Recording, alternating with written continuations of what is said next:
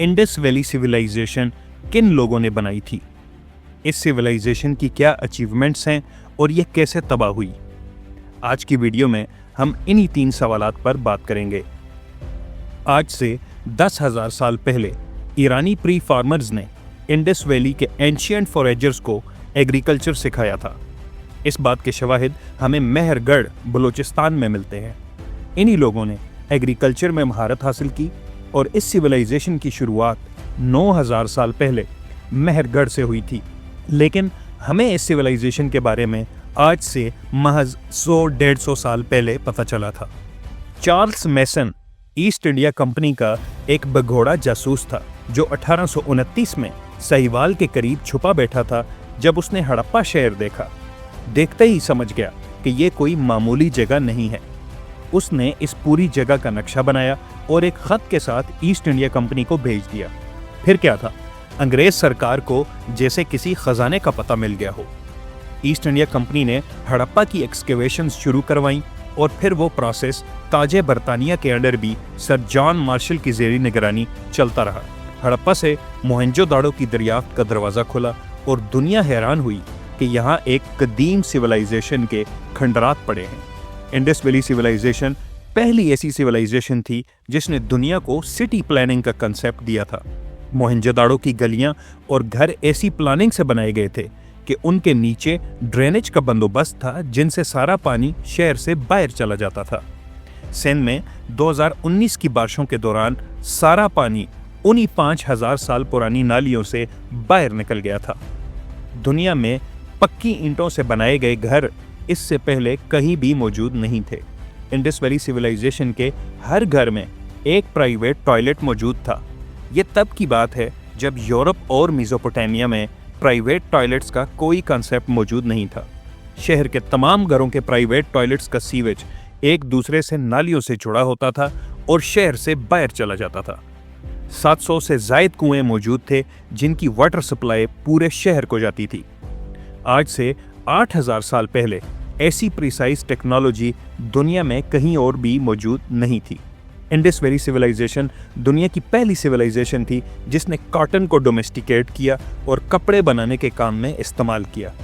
दुनिया को stitched clothes का तोहफा देने वाले असल में इंडस वैली सिविलाइजेशन के रहने वाले लोग ही थे। कपड़ों में लगे बटन दुनिया में सबसे पहले इंडस वैली ने इंट्रोड्यूस करवाए थे। ये सोसाइटी इतनी जदीद थी कि इसकी तिजारत अपने वक्त में मेसोपोटामिया, मिस्र, अम्मान, बहरीन और स्पेकुलेटिवली चाइना से भी हुआ करती थी। वेइंग स्टोन्स जिनसे हम वज़न का तयन करते हैं, सबसे पहले इंडस वैली ने ईजाद किए थे। इन स्केल्स की मेजरमेंट्स इतनी एक्यूरेट हैं कि आज से 7,000 साल पहले इतनी एक्यूरेसी पर हैरान ही हुआ जा सकता है। दुनिया का सबसे पहला डेंटल वर्क भी यहीं हुआ था। जिंदा इंसान के दांतों में ड्रिल करना कदीम दुनिया के एक अजूबा ही माना जा सकता है। लेकिन ये लोग इंतहाई अमन पसंद थे। एक्सकवेशंस में किसी भी किस्म के वारफेयर के कोई असरात नहीं मिले। यहाँ के लोगों का कारोबार शिप्स के थ्रू होता था जो मिस्र, इराक और चीन तक जाती थीं। इस सिविलाइजेशन ने दुनिया को पब्लिक बाथ्स का कंसेप्ट दिया जिसे हजारों साल बाद रोमन्स ने कॉपी किया। हमें आज तक इंडस वैली की 3 चीज़ों के बारे में कुछ मालूमात नहीं मिल सकी। यहाँ का मॉडल ऑफ गवर्नेंस क्या था? माहिरीन का मानना है कि ये एक एगैलिटेरियन सोसाइटी थी जहाँ लोग मिलकर सिटी गवर्नमेंट चलाते थे जिनमें बादशाह की कोई ज़रूरत नहीं थी। हमें इंडस वैली सिविलाइजेशन के मज़हब के बारे में भी कम मालूमात हैं। काफ़ी लोगों ने हिंदुइज़्म को जोड़ने की कोशिश की, लेकिन हिंदू मज़हब तो हिंदुस्तान में तब आया जब Indus valley civilization already collapse कर चुकी थी। और तीसरा, राइटिंग स्क्रिप्ट। हम आज तक ये नहीं जान सके कि इंडस वैली की ज़ुबान कौन सी थी। एक्सकवेशंस में मिली सील्स के ऊपर लिखाई तो मौजूद है, लेकिन ये डिकोड नहीं हो सकी।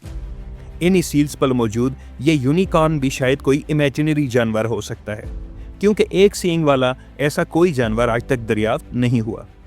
ब्रिटिश राज के दौरान अंग्रेज़ों ने कॉलोनियलिज्म को डिफेंड करने के लिए मुख्तलिफ नैरेटिव्स बनाए थे।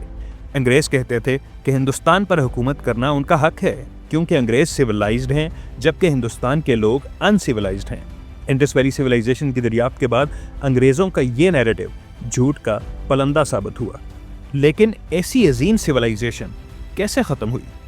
आज से 4000 साल पहले اس سیولائزیشن کا مکمل خاتمہ ہو گیا تھا، جو کہ ایک دم نہیں بلکہ گریجولی ہوا تھا۔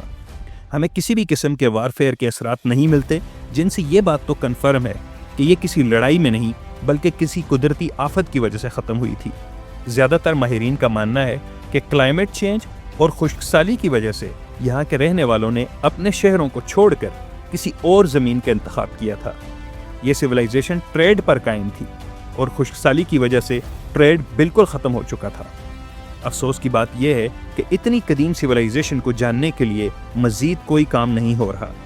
ہمیں اس پر مزید ریسرچ کی ضرورت ہے کہ شاید ہم رائٹنگ اسکرپٹ ڈھونڈ لیں جس سے انڈس ویلی سیولائزیشن کو سمجھنے میں مزید آسانی ہو۔